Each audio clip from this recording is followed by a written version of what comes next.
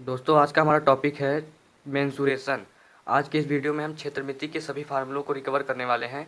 तो आज हम क्या क्या पढ़ेंगे, बेलन के सभी फार्मूलों को आज हम पढ़ेंगे, शंकु के, गोले के, अर्धगोले के, गोलीकोष, शंकुछिन्नक, वृत्त और उसका वलय, त्रिभुज एवं चतुर्भुज।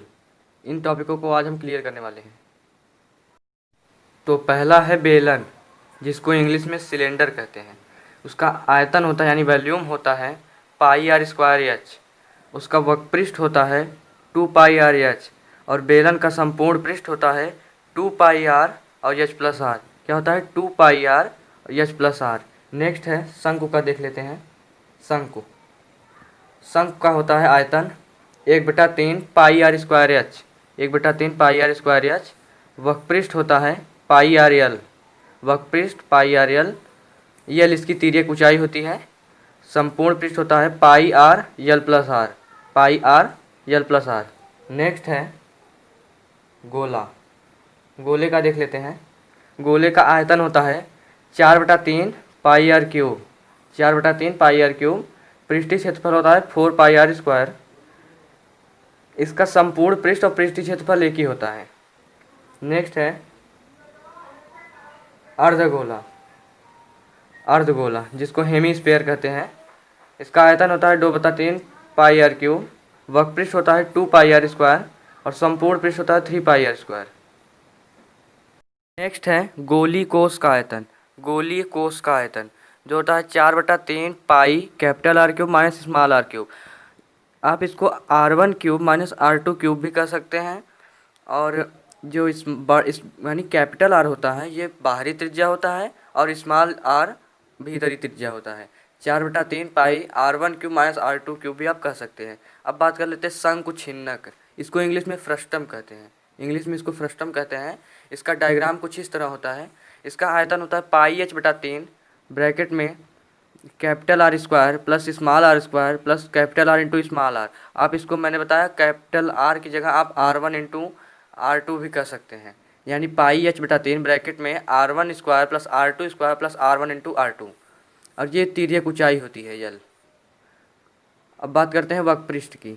वक्रपृष्ठीय क्षेत्रफल होता है पाई एल कैपिटल में, सॉरी, पाई एल ब्रैकेट में capital R plus small R, या R1 प्लस R2 कह सकते हैं इसको।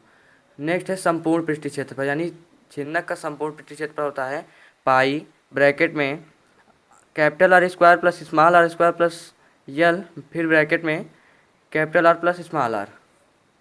अब अगर आपको यल यानी तिर्यक ऊंचाई ज्ञात करनी होगी तो आपको ये फार्मूला लगाना होगा, यल स्क्वायर बराबर एच स्क्वायर प्लस ब्रैकेट में capital R square minus small R square. अब आप इसको अगर स्क्वायर को हटाएंगे तो ये रूट में आ जाएगा। इसको आप कर सकते हैं, तिर्यक ऊंचाई ज्ञात करने का फार्मूला होता है। नेक्स्ट है वृत्त। वृत्त की बात कर लेते हैं। जो ये वृत्त की पूरी लंबाई होती है यहाँ से यहाँ तक, ये होता है व्यास यानी डी, और ये जो आधी होती है यानी केंद्र से परिधि तक की, वो होती है त्रिज्या। तो अगर आपको त्रिज्या ज्ञात करना है तो यानी व्यास का आधा लेना हो, यानी d/2, r बराबर d/2। और आपको अगर व्यास ज्ञात करना है तो 2r यानी 2 गुणे त्रिज्या आप कर देंगे। यहाँ d मतलब व्यास है, r मतलब त्रिज्या है। अब d बराबर 2r कर देंगे तो ये हो जाएगा व्यास आपका। और वृत्त का क्षेत्रफल होता है pi r square. Most important formula है pi r square, pi r square कर सकते हैं इसको। वृत्त की परिधि होती है 2 पाई आर, वृत्त की परिधि होती है 2 पाई आर। अब पाई का मान आप जानते हैं 22/7 होता है। कभी कभी क्वेश्चन में अगर कह देगा तो आपको 3.14 भी रखना पड़ता है। नेक्स्ट है अर्धवृत्त का परिमाप। अर्धवृत्त का परिमाप या परिधि भी इसको कह सकते हैं। ये होता है pi r plus 2r, pi r plus 2r। Next है वृत्ताकार वलय, रिंग का क्षेत्रफल। ये काफ़ी इंपॉर्टेंट फार्मूला है। ये होता है पाई ब्रैकेट में R1 square minus R2 square. जैसा कि मैंने बताया, आप इसको capital R square minus small R square भी कर सकते हैं, और जैसे लिखा है यानी पाई R1 square minus R2 square भी आप इसको कह सकते हैं। ये कुछ इस तरह का डायग्राम होता है। यानी इसका क्षेत्रफल जब आपको निकालने को बोलेगा, इसका क्षेत्रफल, तब आपको ये फार्मूला यूज करना होगा, यानी पाई R1 square minus R2 square. Next formula है त्रिभुज का क्षेत्रफल। त्रिभुज कई प्रकार के होते हैं, तो सिंपली पहले हम त्रिभुज का क्षेत्रफल देख लेते हैं। त्रिभुज का डायग्राम इस तरह होता है, ये आधार होता है, यानी नीचे का जो बेस होगा वो आधार होगा, और ये जो लंबी रेखा है इसको ऊंचाई बोलेंगे। तो साधारण त्रिभुज का जो क्षेत्रफल होता है वो होता है आधार इंटू ऊंचाई बटे 2, आधार इंटू ऊंचाई बटे 2। और समकोण त्रिभुज, आप जानते हैं समकोण त्रिभुज किसको कहते हैं, जिसकी एक कोण 90 अंश का हो और इसके सामने वाली रेखा होती है कर्ण, इसको बोलते हैं समकोण त्रिभुज।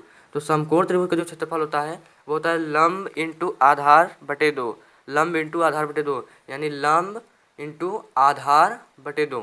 ओके, नेक्स्ट है त्रिभुज का क्षेत्रफल। ये एक हीरोन्स फार्मूला है, यानी नया फार्मूला है। तो हीरोन्स फार्मूला, आप इसको साधारण त्रिभुज का क्षेत्रफल इस प्रकार से भी निकाल सकते हैं। तो ये फार्मूला है यस बराबर a plus B plus C upon 2, यानी जो त्रिभुज रहेगा इसकी तीनों भुजाएं बराबर नहीं है, तो आप a प्लस बी प्लस सी करके बटे 2 कर देंगे तो यस का मान निकल जाएगा। ये यस होता है अर्ध परिमाप, त्रिभुज का अर्ध परिमाप। जब बटे 2 हो जाएगा तो अर्ध परिमाप हो ही जाएगा। तो डेल्टा बराबर, यानी इस त्रिभुज की क्षेत्रफल हो जाएगा रूट में s, s minus a, s minus b, s minus c. Okay, ये यस होता है अर्ध परिमाप। यस आप कैसे निकालेंगे, a plus B plus c, जहाँ यस त्रिभुज का अर्ध परिमाप है तथा इस सूत्र को हीरोन्स सूत्र कहते हैं। ये काफ़ी इंपॉर्टेंट है, हीरोन्स का फार्मूला। आप इससे त्रिभुज का क्षेत्रफल आराम से निकाल सकते हैं। नेक्स्ट है समबाहु त्रिभुज का क्षेत्रफल। समबाहु, जिसके तीनों भुजाएं बराबर होते हैं, उसका क्षेत्रफल होता है √3/4 ए स्क्वायर, √3/4 ए स्क्वायर। इसका परिमाप होता है 3a, यानी a प्लस ए बराबर 3a हो जाएगा। और अगर आपको इसकी ऊंचाई यानी यच ज्ञात करनी है तो आपको ये फार्मूला यूज करना होगा √3/2 into a, √3/2 into a. Topic clear. Next है समद्विबाहु त्रिभुज, जिसकी दो भुजाएं बराबर हों, यानी a प्लस ए बराबर होगा दो भुजा और एक भुजा भिन्न होगी। उसका क्षेत्रफल होता है b/4 रूट में 4a square minus B square, b/4 root में 4a square minus B square. इसका परिमाप होता है 2a प्लस बी। अब ये कैसे आया, अब आप इस जब तीन परिमाप मतलब होता है तीनों भुजाओं का योग, यानी जब आप a प्लस बी करेंगे तो a समान है, जुड़ जाएगा, 2a प्लस बी हो जाएगा। अगर आपको ऊंचाई ज्ञात करना है यानी यच ज्ञात करना है तो ये फार्मूला है रूट में 4a square minus B square upon 2, 4a square minus B square upon 2। अब नेक्स्ट बात कर लेते हैं चतुर्भुज। चतुर्भुज में भी कई प्रकार के चतुर्भुज होते हैं, चतुर्भुज में कई प्रकार के चतुर्भुज होते हैं। तो इसमें पहले आयत भी एक चतुर्भुज में ही आता है, तो पहले आयत देख लेते हैं। तो आयत का क्षेत्रफल होता है लंबाई गुणे चौड़ाई, यानी यल इंटू बी। अक्सर आपको यही मिलेगा, यल इंटू बी, लंबाई गुणे चौड़ाई। आयत का परिमाप होता है 2l plus B, 2l plus B. आयत का विकर्ण होता है 2 रूट में l square plus b square, 2 root में l square plus b square. ये आयत का डायग्राम है, ये उसकी लंबाई हो गई, ये चौड़ाई हो गई, और ये है विकर्ण। अब बात कर लेते हैं वर्ग की। वर्ग की बात कर लेते हैं। वर्ग का क्षेत्रफल होता है भुजा स्क्वायर या ए स्क्वायर, आपको हर जगह ए स्क्वायर मिलेगा। ये जानकारी के लिए भुजा स्क्वायर आप जान लीजिए, भुजा स्क्वायर। वर्ग का परिमाप होता है 4 इंटू भुजा, यानी 4a। ए मतलब होता है भुजा, आप यहाँ देख रहे हैं ए मतलब होता है भुजा। ओके, वर्ग का विकर्ण होता है भुजा √2, यानी a√2। इसको अगर विकर्ण ज्ञात करना होगा किसी वर्ग का तो आपको a√2 उपयोग करना होगा। ओके, अब नेक्स्ट है समांतर चतुर्भुज। समांतर चतुर्भुज का डायग्राम ये होता है, इसका क्षेत्रफल होगा आधार इंटू ऊंचाई, आधार ये हो गया, ऊंचाई ये हो गई। नेक्स्ट है समचतुर्भुज। समचतुर्भुज का डायग्राम ये है, ये समचतुर्भुज का आप डायग्राम देख रहे हैं। समचतुर्भुज का क्षेत्रफल होता है 1/2 d1 इंटू d2। अब ये d1 इंटू d2 क्या है, ये है विकर्ण। क्या होता है, ये होता है विकर्ण। आप विकर्ण यहाँ देख रहे हैं, जो ये लाइनें गई हैं यही होती हैं विकर्ण। ओके, यहाँ 1/2 विकर्णों का गुणनफल। समलम चतुर्भुज का क्षेत्रफल। समलम चतुर्भुज का क्षेत्रफल होता है 1/2 a plus B into h. ए ये हो गया, बी ये एच, ये जो ऊंचाई होगी ये एच हो गया। ए बराबर 1/2 a plus B into H. चतुर्भुज का क्षेत्रफल यानी कॉमनली चतुर्भुज का क्षेत्रफल होता है 1/2 h1 plus h2 into D. अब ये h1 क्या है, जो ये ऊपर की ऊंचाई है इसको h1 कहेंगे, या नीचे की h2 कहेंगे। आप इसको चेंज भी कर सकते हैं, ये H1 हो सकता है, ये H2 हो सकता है। इसका क्षेत्रफल होता है 1/2 H1 + H2 × D। नेक्स्ट है घन। घन को इंग्लिश में कहते हैं क्यूब। आप इसका उदाहरण, डायग्राम तो ये है लेकिन आप उदाहरण लूडो की गोटी से ले सकते हैं, वो होता है घन। इसका आयतन होता है A3, संपूर्ण पृष्ठ होता है 6A²। और अगर आपको 4 पृष्ठ यानी 1 2 3 4 किसी भी 4 पृष्ठ का क्षेत्रफल अगर आपसे पूछ लिया तो 4A² जाएगा। अगर 3 का पूछा 3A², 2 का पूछा 2A²। अगर घन का विकर्ण की बात हो गई, घन के विकर्ण की, तो ये होता है A√3। A√3 ये होता है घन का विकर्ण। ओके, घनाभ की बात कर लेते हैं। घनाभ किसी भी डिब्बे यानी घनाकार किसी भी डिब्बे का उदाहरण आप ले सकते हैं। घनाभ को इंग्लिश में कहते हैं क्यूबाइड। इसका आयतन होता है L × B × H यानी लंबाई गुणे चौड़ाई गुणे ऊंचाई होता है। संपूर्ण पृष्ठीय क्षेत्रफल होता है 2LB BH LH।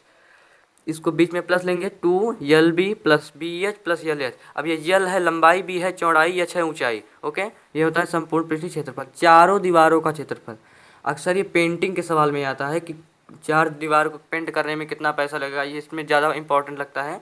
तो चारों दीवारों का जो क्षेत्रफल होता है वो होता है 2L + B × H। ये होता है चारों दीवारों का क्षेत्रफल।